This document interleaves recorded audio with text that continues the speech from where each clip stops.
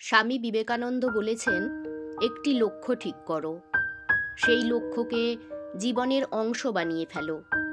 চিন্তা করো, স্বপ্ন দেখো, তোমার মস্তিষ্ক, পেশি, রক্তনালী, পুরো শরীরে সেই লক্ষ্যকে ছড়িয়ে দাও, আর বাকি সব কিছু ভুলে যাও।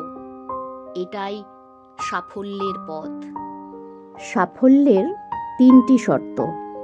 নাম্বার 1, অন্যের থেকে বেশি জানুন। নাম্বার 2, অন্যের থেকে বেশি কাজ করুন। নাম্বার 3, অন্যের থেকে কম আশা করুন।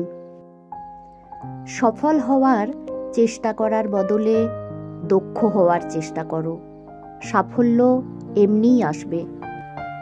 সাধারণ মানুষ যতক্ষণ ভালো লাগে ততক্ষণ কাজ করে, আর অসাধারণ সফল মানুষেরা ভালো না লাগলেও যতক্ষণ না কাজ শেষ হয় ততক্ষণ কাজ বন্ধ করে না।